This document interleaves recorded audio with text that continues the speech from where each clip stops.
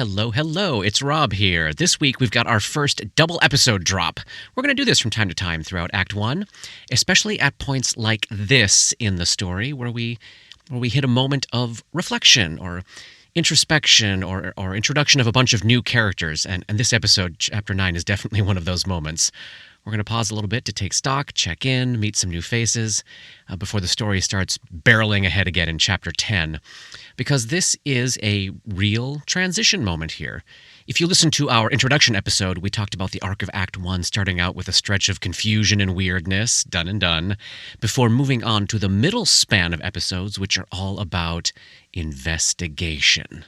And that's where Chapter 10 starts taking us. It's finally time to start finding out more about where we are, what's been going on here, and maybe a little bit about who our protagonists used to be. Finally, I want to take a moment here on behalf of all of us to thank our heroes, Sharon and Ian and Adam and Mandy, the wonderful folks who recently made their way to our little fledgling Patreon page and joined our band of supporters. We're 10 episodes in now, and if you are finding value and fun and interest and enjoyment or any kind of stirring in what we're doing here, please consider joining the party. Any amount will help us to pay for hosting and distribution of the show. It'll help cover the costs of making Act 2, and it will give you access to the new show we just started putting together, which will be available exclusively to our patrons. We were in the studio just last week to kick it off. It was very exciting, and we'll have a teaser to share soon, probably Thanksgiving week. You can find the link to our Patreon page and other ways to support us at our site, darknexuspodcast.com. Thank you so much for subscribing and rating and reviewing, and as always, for listening. We're so glad you found us. On to Chapter 9.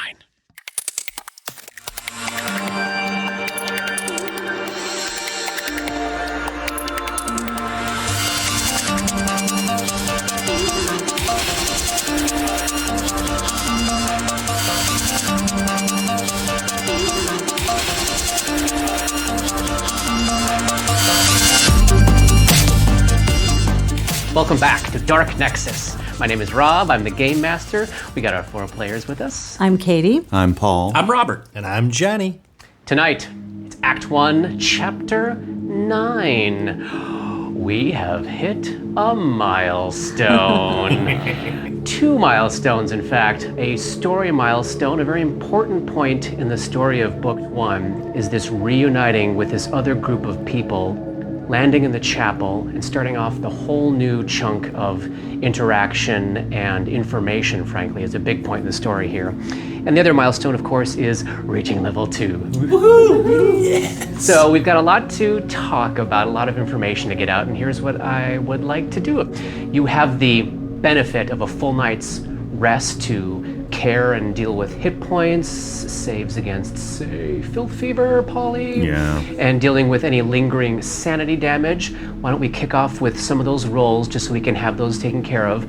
Then I'm interested in hearing from each of you what your characters are thinking about during this stretch of time where you've been tasked with sitting in silence and undergoing this trial of patience that Winter has commanded of you.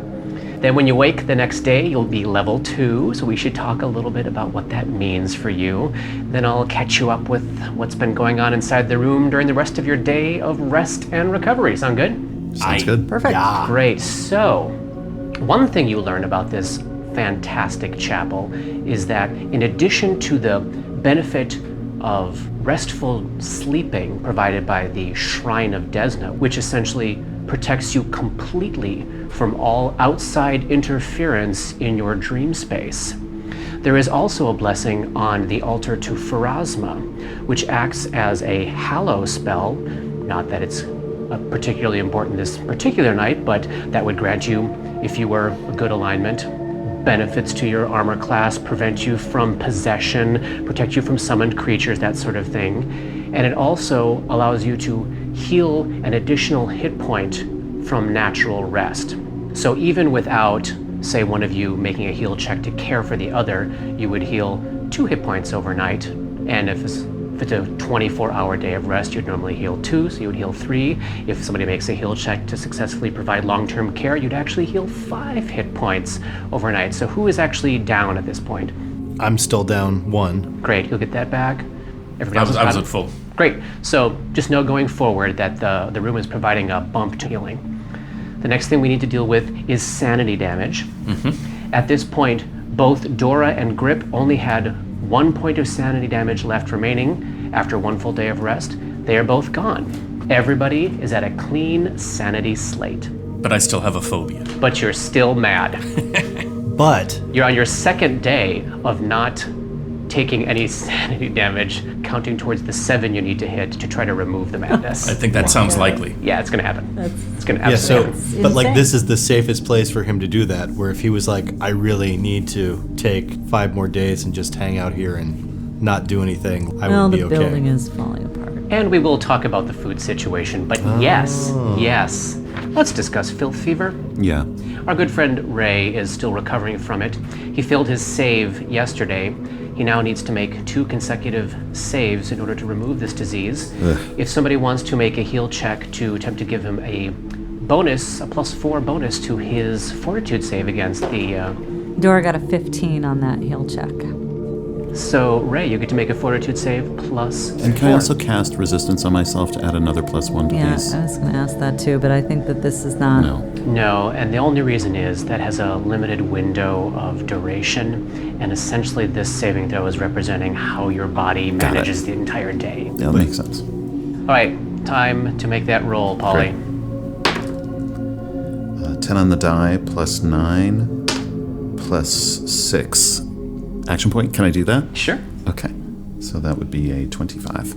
Success. Oh, thank goodness. You are now only 1 save away from recovery.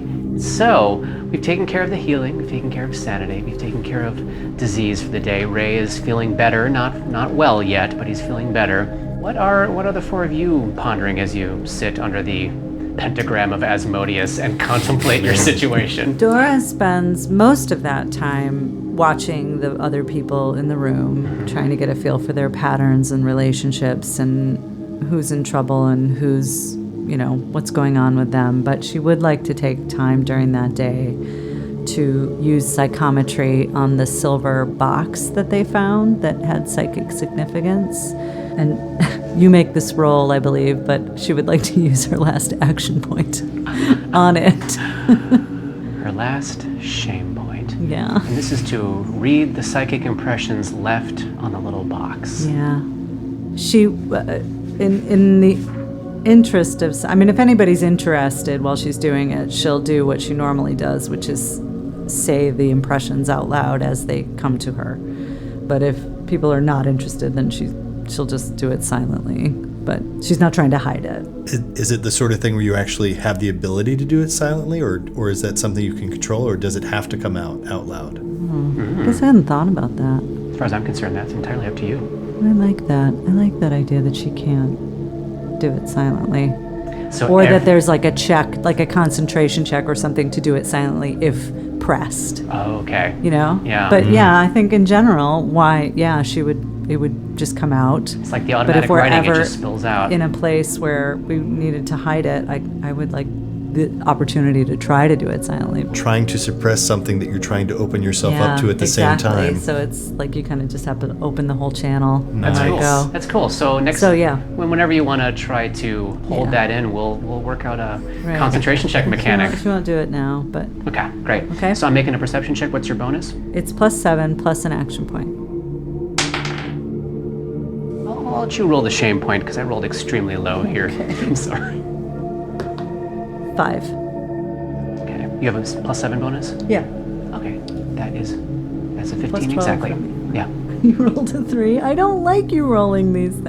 Last time you got 2 pieces of information. Okay, so you are holding the little box in your hand and you get that same rush of images swimming through your mind as though you are bathing in this river of time, traveling to all of the places that this box has traveled, seeing all of the hands that has held this box, seeing all of the rooms this box has been in, and you reach out your mind and stop the flow of images, and you get this mist-like image of a small office. It's got stone walls painted white. It looks very similar to the architecture of the room that you're currently in. You'd guess it's probably in this building. You see a human man in his 40s or so, very regal looking, big fluffy white beard, white hair. He's dressed in purple clerical vestments. They look exactly like the vestments of that ghoul you had to put down in the wash basin. And you see this man hold up the box. Remember, it's wrapped with a leather cord? He unwinds the leather cord from the box, and it turns out that the cord itself is intended to be tied around his head. He ties the box to his forehead and then kneels in prayer before a small stone spiral symbol of Pharasma. And you get the feeling that this is perhaps the first time he ever used this item. And then that image disappears. Fantastic. What about what's going on with Gull this day? Oh man, what's not going on with Gull? He is remembering that voice that he heard when he first woke up of hide yourself. And the failures that he has been accumulating like since he is essentially been born. And they've all come at the time whenever he has put himself out there. Yeah. Every time that he goes against that voice that has like filled up these spaces inside of him, these parts of him that have just been missing, that have been taken, that's when he fails. It's like going against the new prime directive that's been jammed inside of him. And he is so frustrated because he doesn't know where that voice came from. He doesn't know if that's some part of him that is trying to save himself, or if it's something that filled in those spaces to like try to, I think of it like a tree or something like that, a living thing where like part of it got cut away, and so something else from inside it filled it in to save him. Yeah. Or if it's like something that got cut away and then this other thing was jammed inside of it. So he's not sure if he should be listening to that voice of trying to hide himself, or if it's better to go against it, even though every time he does, it feels like he keeps slamming into a wall. And that makes him think about the dream that he had in that brief time when he was unconscious, when Dr. Oath's Day knocked him out and he was bleeding out, again, from one of his failures, when he totally had the opportunity to take her down and finish it at the very beginning, and he kept not being able to quite make it. Like a little part of his brain kept forcing the rapier off to the side a little bit more. And he's remembering the dream and trying to think about the things, because at first he thought it was all bullshit. Because he's like, why would this thing that I already had like this dream experience with tell me the truth? It's a lie. Right. They're just trying to get to me again. Right. But then he heard the crying man. And Ray heard the crying man. And how did Ray know about the crying man? So that is making him reassess this dream and go, wait a minute. Does Ray know the crying man? Does anybody else know the crying man? Does that mean that Dora and I are actually married? That's fucked up. And he remembers the whole thing of seeing his face change in the experience of seeing it in the mirror. And it reminds me of, it reminds Johnny of the scene in A History of Violence with Viggo Mortensen, where they finally track him down and he's been this mild-mannered guy and stuff. And literally, it's an amazing piece of acting. You're looking at his face, and it literally changes from like this mild-mannered looking guy to he's like, yeah, you got me. You got the killer. You figured it out. But now you don't want any part of it. And that's what it makes me, reminds me of. It makes me think of that moment of like, oh, is that really who I am? Is that what I'm trying to hide myself from? Right.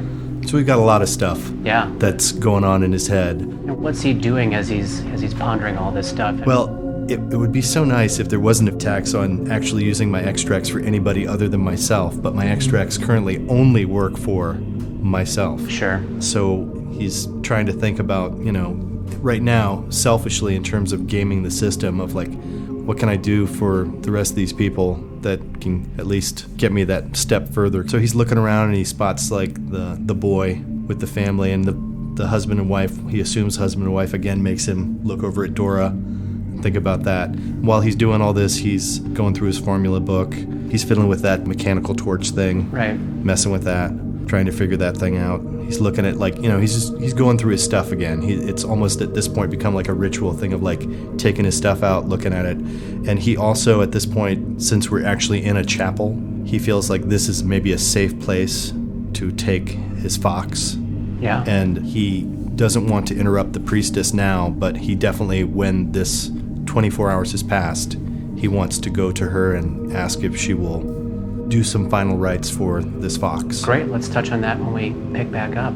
What's going on with Grip during this chunk of time? I think Grip starts this process literally just sitting and staring. I'm picturing like Putty on Seinfeld, where he just can sit there. That's awesome. And then without meaning to or realizing that's what he was doing, he's looking at all these people and clocking how he would fight each one. Oh. If it came to that. And as he's doing that, he realizes, like, he's thinking about what he's done over these last couple of days. And he knows how to hit something because you just hit it. But he's not sure how he knows in these moments, like when he gleans a feat temporarily. I picture that what's in his head. You see a dumb face and the eyes roll and he cracks his neck, but what he sees is like in the Robert Downey Jr. Sherlock Holmes, where he sees the path to the thing that needs to happen, and he has no idea how he knows how to do that. And as he's going through this, he's also looking at that constable badge and thinking about the images that were given to him about that. And he's not appalled at the cruelness, which Ray called him out on, because he doesn't know what the situation was. And sometimes someone needs a boot to their fucking neck. So he doesn't know. Maybe this kid did, but he's, in both instances, the laughter that issued from him has him wondering if that's who he is. Yeah, that laughing orc that Dora described probably bears no resemblance in your mind to who you consider yourself to be. No. Yeah. I mean, but clearly he's smashing things is what his function is, and he recognizes that. But yeah, lots of questions. Ray. I was thinking of how player Paul, even after over a decade of playing this game, is still in the dark whenever a deity's name is mentioned. Like, all of these names are coming up, and people around the table seem to know who you're describing, what they represent, what the deity would look like. And Paul is still in the dark. And I imagine, that's very similar to what Ray is experiencing. Yeah. This power that he has, he feels it's divine. He's not sure what the relationship is there. So I think he's just kind of surrounded by all this divine worship, divine energy, wondering about his place in all of that. And there's something too about when trying to figure out where we are. I don't mean to get meta here, but I'll just keep it as far as Ray is concerned. I know that I want to believe the best about myself. I want to believe that I'm not that thing that I saw or accused Grip of. But I don't know. We don't know. And even with my power, and I'm thinking about, what can I offer these people? Well, obviously I can offer them healing. And to me, that's like, oh, I'm a healer. That's what I'm going to identify myself with, as being a healer. But I can't be sure that I'm a good person. Right. I don't know. Right. So And that's kind of where I'm at. Is the lot of the healer, which is essentially always giving everything of yourself to everybody else, the lot that he wants for himself. Yeah. Yeah. Let's talk about leveling. I'm imagining some of you may have some secrets you want to keep in your pocket for later, but who wants to talk about what they got when they leveled? I'll go, and I'm going to start with a question, if I may. Normally when we level, we picture it as because of what we have done, we have accumulated new skills, power, what have you.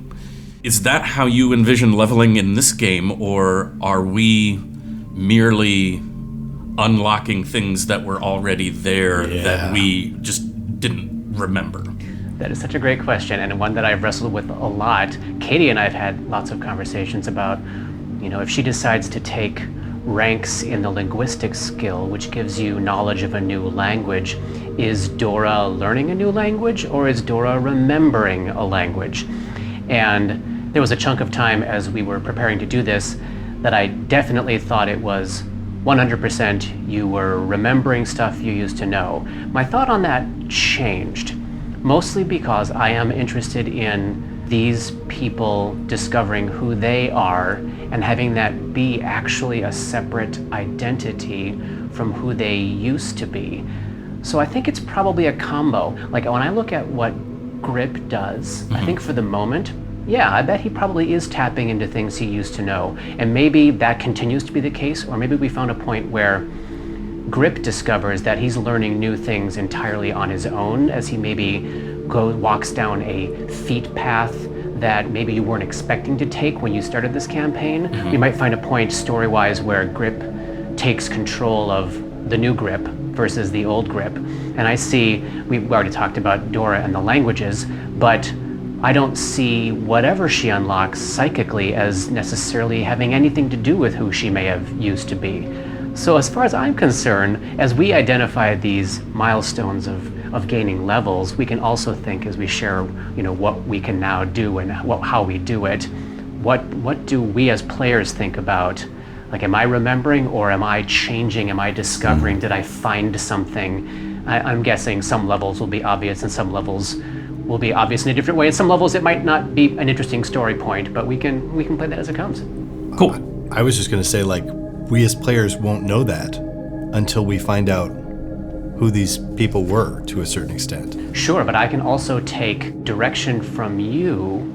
If you are telling me you feel like this is something that's in your blood, then I can funnel that into what I know about you.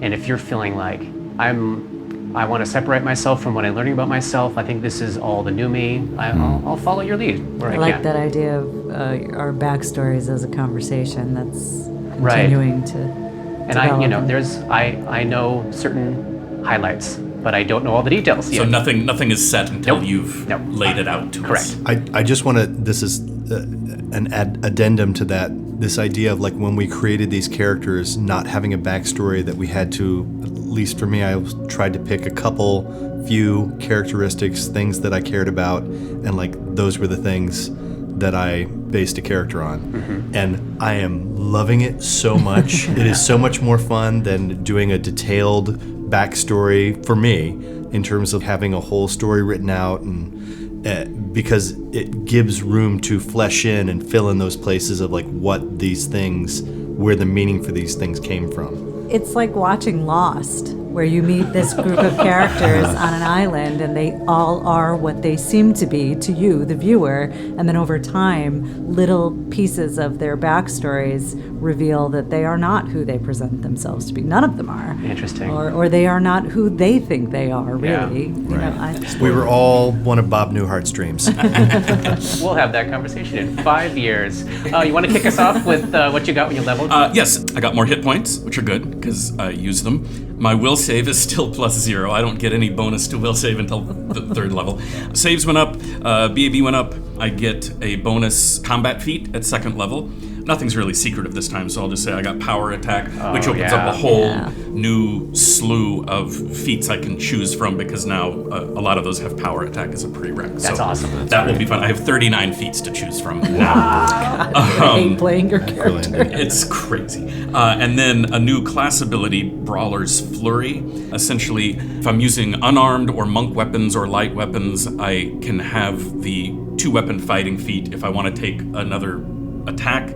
And I can use my full strength damage with the offhand attack. It's so great. Wow, this is That's a amazing. big level for you. yeah, I think that was it. great. I mean, your first level was awesome, but this one is like smack you in the And face awesome. 2nd level, and I have 24 hit points. Wow. So great. Holy mackerel. What about you, Polly? I also went up in hit points, base attack bonus, etc., etc.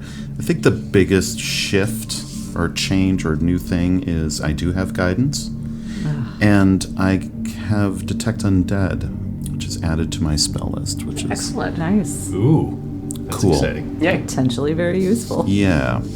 What about Dora? So Dora got Dora doubled her hit points with a max roll. Yay! Thank God. She needs them. Still has none, basically. Her will save went up by 1, and she added ranks to all of her skills. I think the other stuff will come out in time. Great. She can feel herself. Dora doesn't have these conflicts about her past that I'm hearing from other people. Dora is very in the moment. This is who I am right now. This is where I am right now. And so this is what's going to happen. This is what I'm going to do. So I think her sort of peace with that allows her abilities to open and expand. A lot of what she does is about controlling her emotions, and I think she's discovering that her ability to do that is not in clamping down, but in letting go and opening up. Oh, that's exciting. Great. So she can feel opportunities like things she can pluck from a branch to try to do. That's what's going on with her. Great. What about Gull? Gull, the hit points, I did real nice on my roll. Didn't quite get max, but real close. I have a nice amount of skill ranks, so I took a couple new knowledge skills, some ones that we didn't have before, engineering and nature, so now we actually will have a chance at rolling on some of those things. The most exciting thing that I got was I got an additional extract a day, and I got a new extract, a new formula as well, so that should be pretty cool. Great. So during the course of the day, let me tell you a little bit about the average day in this room. The two folks that you initially saw at the barricade spend a lot of their time there. Their names are Danae and Jared. You met them before a little bit. The guard who kept guard right outside the chapel, sort of being able to keep an eye on both the barricade and the interior of the chapel. His name is Denman. They were calling him Den. He's a real quiet dude. He hangs by himself. It seems as though he maybe was a member of the staff of the Briarstone Asylum before. He's got the cobbled together padded armor and a crossbow, and he's keeping to himself. There are two women, you saw them before join the barricade when the situation got pretty heated, both in their 40s or 50s. There's one that's dressed like a nurse and wrapped in some cobbled together armor. Her name is Nasa. You can picture her as a sort of a full-figured, graying hair tied back in a ponytail sort of lady. I picture Misery era Kathy Bates. Mm-hmm. And she's joined by another woman about the same age. Picture like Olympia Dukakis at about that same age. Silvery hair, kind eyes. Her name is Mura, you hear? She's mute. She does not speak. There's some folks being tended across the way. There was the one woman who was wrapped in blankets and her leg was being healed of some sort of injury. You know her name is Erwin. She's about in her 30s. She's very pale, willowy, long red hair. Picture Paula Malcolmson. There's a child there. He's I can't help but picture Haley Joel Osment in Sixth Sense. So, young boy, soulful eyes. Then there's What was the boy? Do we know the boy's name with the soulful eyes? Bates. Norman. And then there's a man, a middle-aged patient, short, built like a boxer, really leathery, craggy face, long gray hair slicked back. I picture Edward James Olmos in kind of the BSG era. He's a patient, and he seems to be suffering from some auditory and maybe visual hallucinations, and people seem to take turns tending to him. There is some medicine that Winter keeps by where her little pallet is that is doled out to him at regular intervals, and the process of getting him to take it, he's not violent, but the process of getting him to take it seems to be an involved process that involves lots of people. It's hard to get his attention, it's hard to get him to focus, and they seem to be nervous about using force, as you can probably imagine. And then there's a woman in that corner as well. She's obviously a patient as well. She's younger, in her 20s. I picture, do you know Andrea Bang? Do you watch Kim's Convenience? Short, petite, long, straight, dark hair. She's real feisty looking. She walks around talking to herself a lot, and she has to be, over the course of this day, probably encouraged from not going up to talk to the group of you. She seems to be a little in her own space. Any name? Her name is Basiley. Oh, I didn't give you the man's name. Loic. Then you remember you saw the younger man with the 2 kids in the other room. During the course of the evening, they come back into the main chapel to sleep. Apparently, it is the only safe place to sleep, even though they spend the bulk of their time in an office next door, apparently. His name is Tolman. He was a nurse here. The young boy is just a little pixie. Remember that kid that was in Jerry Maguire? Yeah, that's what I picture. He has a fantastically made shadow lantern. Do you know what that is?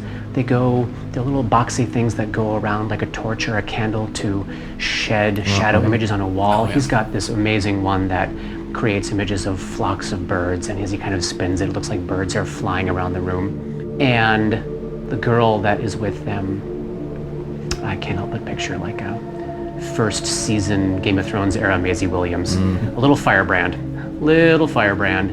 but and her name is Maeve. The boy's name is Brenton, and the nurse who's tending to them, Tolman, seems to be able to manage both of them very, very well. And it does seem as though they've decided the best place for these 2 kids is in the other room and not in here with the injured people, the people talking to the walls, and the bodies that are piled on the southern wall of this chapel. You do learn, in addition to the other benefits provided by this room, this is something that Ray would be able to glean over the course of a day, that there seems to be wrapped up in the halo effect from the shrine to Pharasma, a gentle repose effect, which means that any corpse in this room will not turn into an undead creature if left unattended. That basically any body in this room will stay dead if it is dead. A very natural thing for a shrine of Pharasma to do. Do we know where the edge of the halo is? The edge of the room. It's basically this room itself is just a little safe pocket. So as the day goes on, you see in terms of... Quick question. Who were the man and woman with the boy next to them that you described when we first came in the room? Was that Bates and somebody else? Loic, Basily, and Bates. Okay, awesome. Yeah. So over the course of the day, you see Winter tending to everybody with a certain degree of a bedside manner bordering on brusqueness, but not on the opposite end of kindness. She seems to see herself as responsible for these people's lives and is willing to help and care for them. But maybe she hasn't been someone who's found themselves caring for people most of their lives. You get that sense of her sort of acclimating to a new role. There are injuries to be tended to. There is Erwin's injury.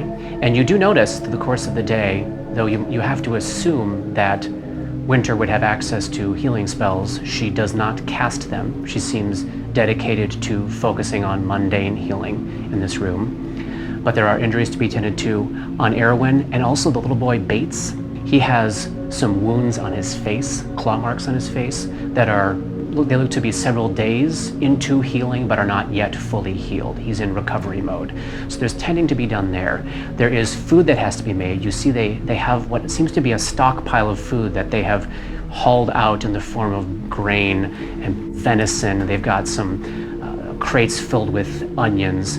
You guess they maybe have a week or so of food left based on where they're sitting right now and how much you see them eating. The food they're making ain't great. If anybody has any skill with profession cooking or with survival, that's something that can be done to help them. Could alchemy be used to make the food last longer? Oh. Is it preservative or something like that? Or it could be... I think that's a great use. Okay. Yeah, I think that's definitely a possibility.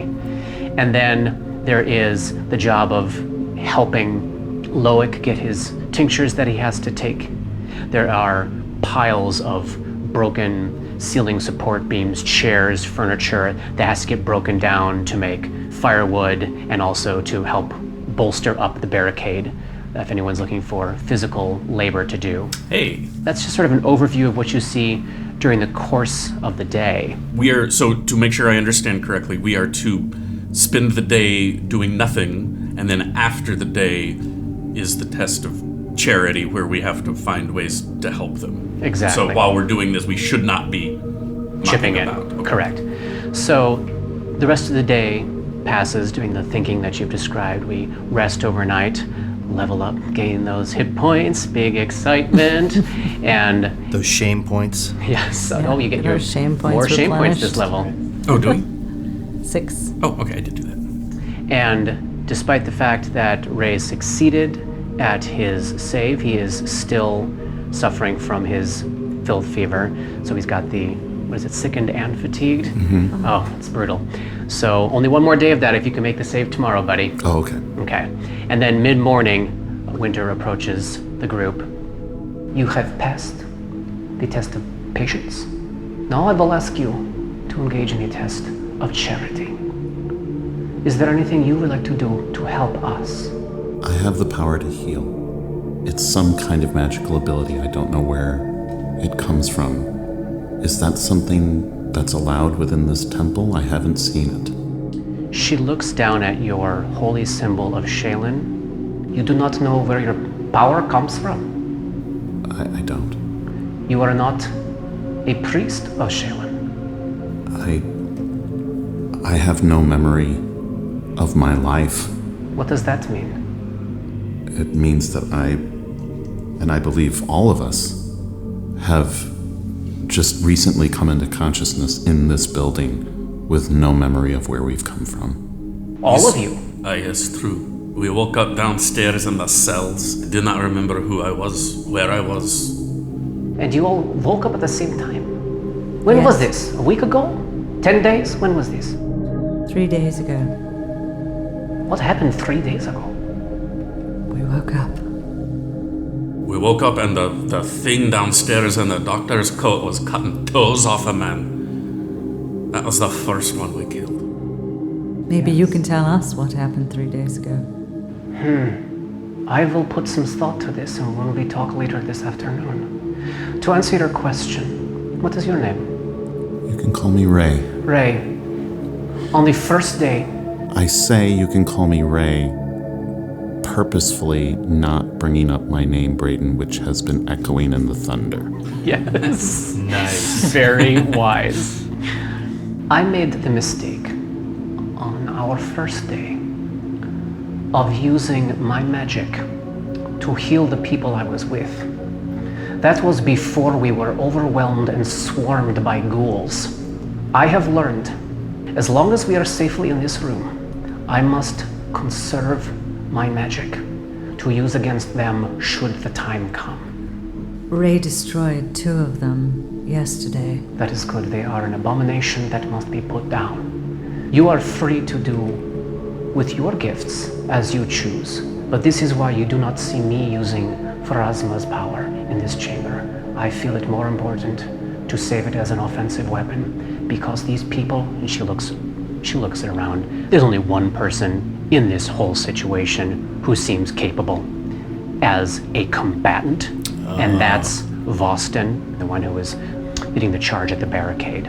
If you would be willing to introduce me to the sick, I would like to lend a hand there where I can. And what about you? She looks at Gull. My name's Gulliver, but you can call me Gull. I'm pretty good with chemicals and alchemy and stuff like that. I see that you have like limited resources with your food stuff, and I could maybe try to see if there's some way I could help it so it doesn't go bad. Very good. Very good. And what about you? She looks at Grip. I do not have skills with magic or with chemicals. But if you have anything that needs smashing, I can smash it. If you got anything that needs breaking, I can break it.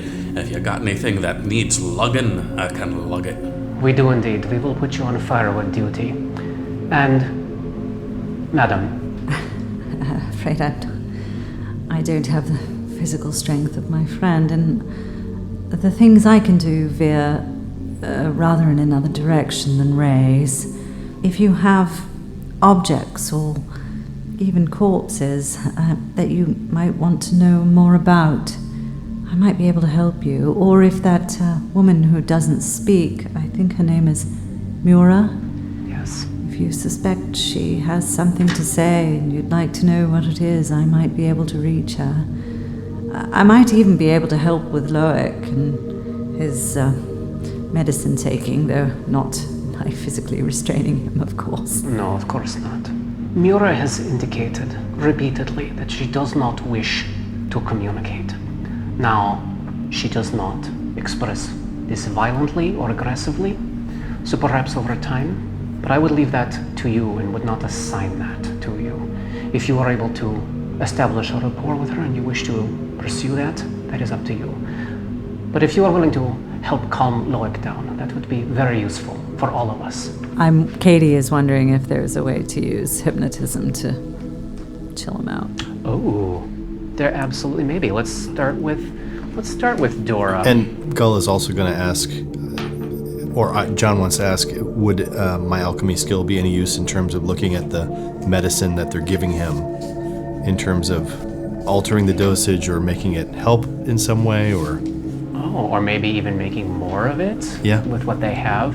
So you see what they have is essentially a cobbled together stockpile of different bottles. It looks, you picture someone going through a dispensary and shoving. They don't know what any of vials. this shit is. Like some of them are nurses and some of them do know, and it seems like he's been given the same thing and they seem to know that he should be getting that, but they probably don't exhaustively know everything they have on hand. So I will also mention to Winter, I see that you have like the medicines and stuff. I could maybe go through that and kind of help you organize it. Great. So Dora, you want to attempt to hypnotize him? Lots of things I want to combine going on here. Okay. So it seems closest to the implant suggestion use of this hypnotism, whereby she would be suggesting that he chill out, just let it happen. But she wants to start by using a new thing that she's not done before, and so she stills herself and touches on a place. She thinks about the wedding rings we don't understand, and Eric and the lost violin, and the message of don't forget. It fills her. She sort of settles in a place of sorrow, and she imagines one of those rooms in that mansion on the hill where all of her thought components seem to take place, and of a wind kind of howling very lonely through there. But the effect that she summons is a ghost sound of a light lullaby, a light, gentle, calming lullaby. So he's been staring at the wall, kind of halfway between the floor and the start of the stained glass window, and as you are approaching him, you're taking in, picture this giant, essentially like a 12, 15 foot tall stained glass window, and outside, obviously, it is just a wall of roiling yellow fog. But he's staring at the wall, kind of muttering to himself, and then this lullaby comes up and his head just perks up. Oh, is that Sally? Is that Sally? He turns around. He's looking around the room for the source of the ghost sound. I haven't heard her in many years. When was it? Sally? Sally, you put that down. No, you come over here. And he sort of sits down in the corner and he reaches a hand out in front of him, not towards anybody. Right. Okay, so change of plan. One of Dora's new abilities is a once per day ability to detect thoughts.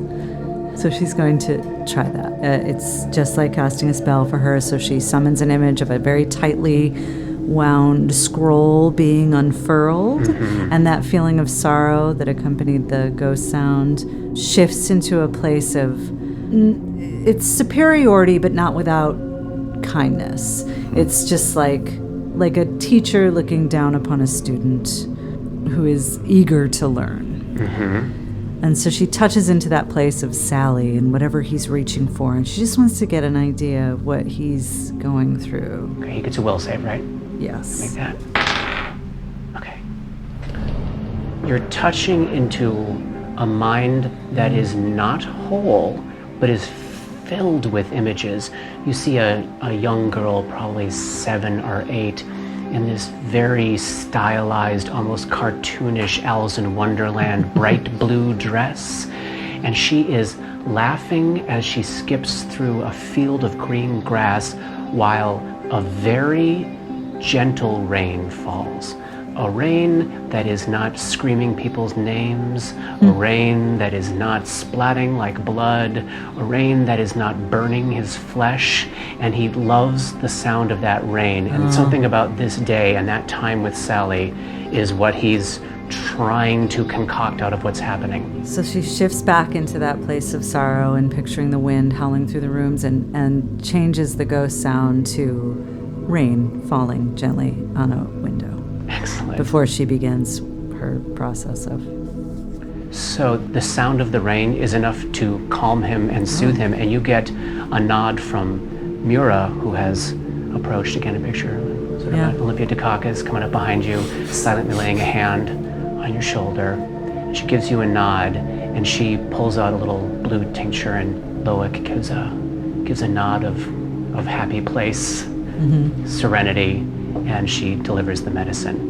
Why don't you give me a craft alchemy check, Johnny, for Gull's efforts here. All right. Let's start with the medicine project. Let's start with the medicine project. Ooh, natural 18 plus 9, so that's going to be a 27. That's fantastic. I'm going to, let's see, why don't you roll a four-sider for me?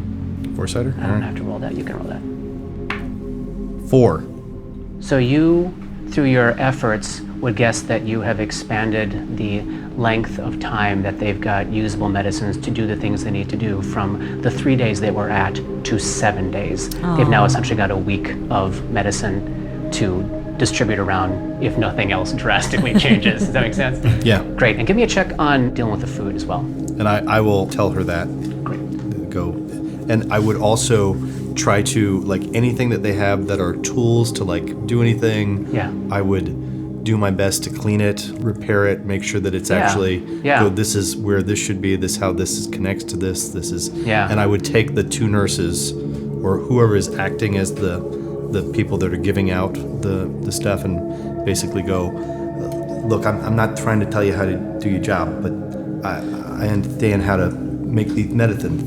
And so if you want to get the most out of it, you want to and basically sort of go through it a little bit. Sure, that would be the other woman who was standing near the door with a crossbow. Nesa. Yeah, she's very happy to hear anything that will help out their situation, because she's doing her best, but She's just a pirate. This is way outside her pay grade. You're the best pirate nurse I ever met, and I really think you're great. I'm writing a note. Pirate. The Yarist pirate nurse. Give me a check on the food. Check on the food. All right, come on, food. Natural 20. Fantastic. All right. For days. So that's going to be that's a 29. Give me another roll on that four-sider. For a natural 20, shouldn't I get, more than one four-sider? For the natural 20, you get to roll a four-sider. There you go. Fair enough.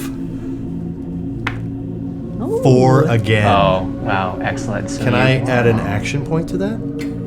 It's not a D20 No, it's not roll. a D20 roll. Come on.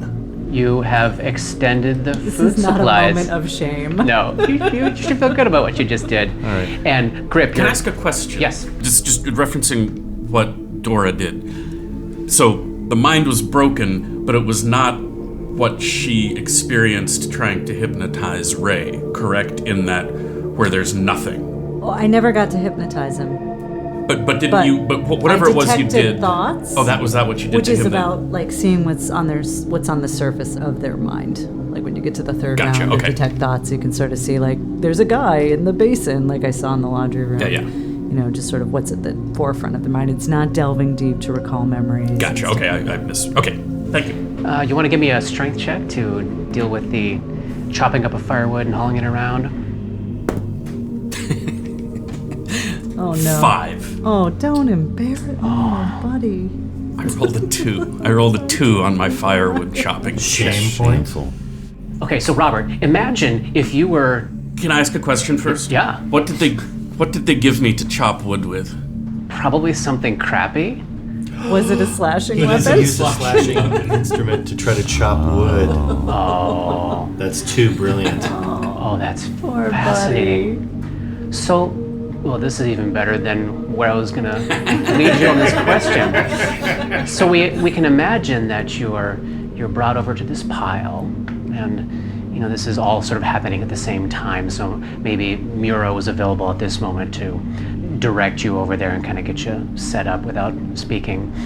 And you're eyeing the pile of wood, and she pops up suddenly behind you For fuck's sake, woman! with a crappy axe. You can't see this, but he just mimed pulling a big knife out of nowhere. So, Ray, you're over kneeling by Erwin, who's got the broken leg. Yeah. And you're leaning down to start to tend to her as across the way, Grip yells out, "For fuck's sake, woman!"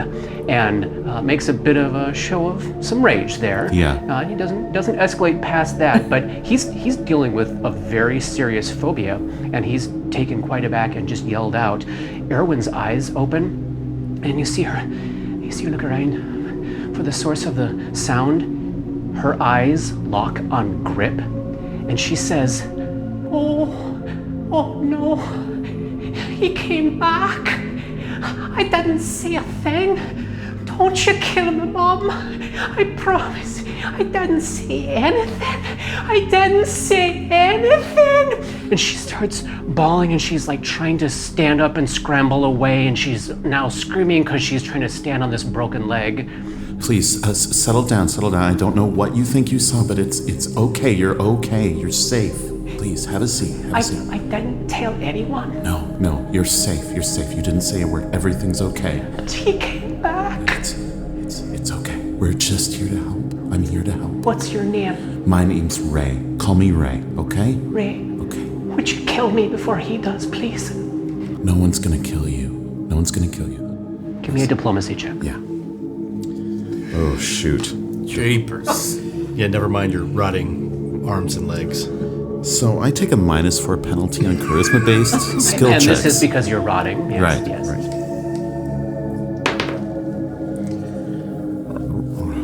I rolled a 13. I'm going to take an action point. A shame point. A shame point. So that brought it up to a 19 -4 is 15. Gosh, if I also channel positive energy at the same time that I'm telling her that I'm going to help her and stuff, can that give me a circumstantial support on this roll? Look awesome. Or you're just going to heal her legs so she can run away faster. Well, we don't want that. Go ahead and roll how much hit point damage you heal. 1. Well, it's more magical healing than she's gotten. Okay. Wait, did you just do channel? Channel positive energy. So anyone around, so this would happen to Bates. Oh, so the wounds on Bates's face close up a little bit. You see the compound fracture on her leg heal up a little bit more, and she's just immediately taken aback and has seemed to calm down enough for the moment that she's not going to try to run anywhere, but she is turning her back on Grip and facing away. Is the lullaby playing by any chance, or the the gentle sound of rain? Sure, we can say the rain is falling at this point.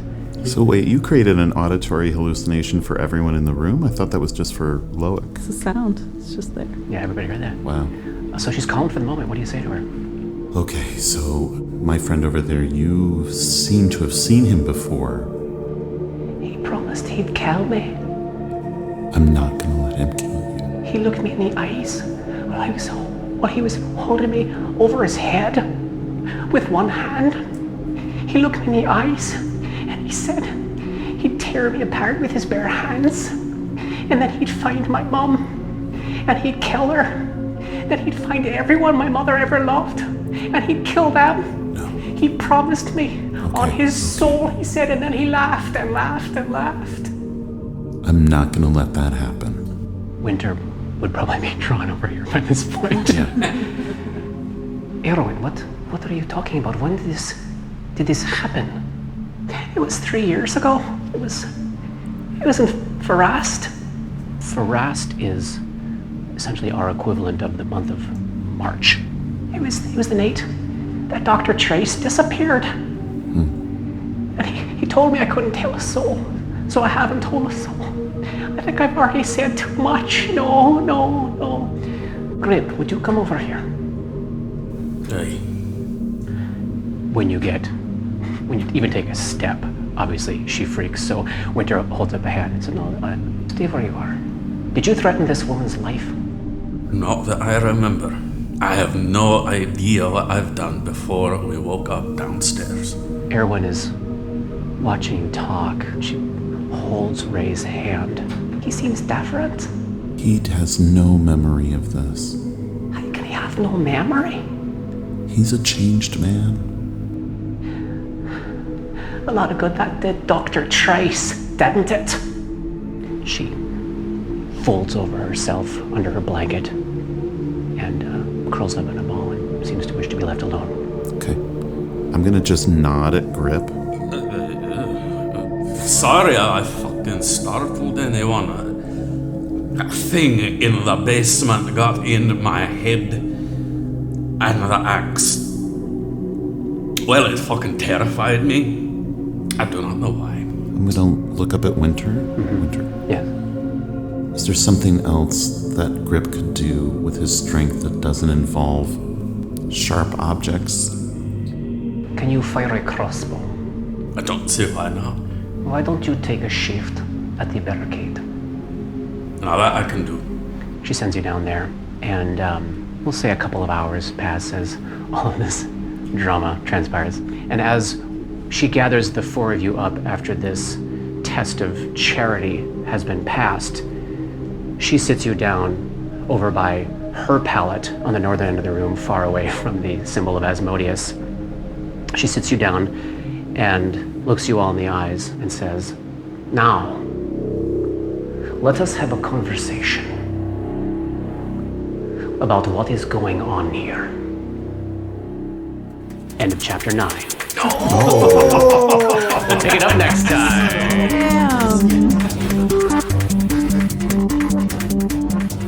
Dark Nexus is a creation of Plug and Hum Productions. This podcast uses trademarks and/or copyrights owned by Paizo Incorporated, which are used under Paizo's community use policy. We are expressly prohibited from charging you to use or access this content. This podcast is not published, endorsed, or specifically approved by Paizo Inc. For more information about Paizo's community use policy, please visit paizo.com/communityuse. And for more information about Paizo and Paizo products, please visit paizo.com. That's PAIZO.com. Dark Nexus uses music and soundscapes by Syrinscape. Check them out at syrinscape.com. That's SYRINSCAPE.com. Opening and closing themes, along with additional music, composed by Rob Kauzlaric. Artwork for Dark Nexus is by Matt Wahlquist. Special thanks to Toy, without whose generosity this project would not have been possible. And thanks to DMCP, Richard and Ari, Paul and Shannon, Chris, Scotty, Jason, Jess, Joe, Chelsea, Matt, Dave, Darren, and everyone we've gamed with over the years for all the memories and inspiration. Fantastic. Did we level?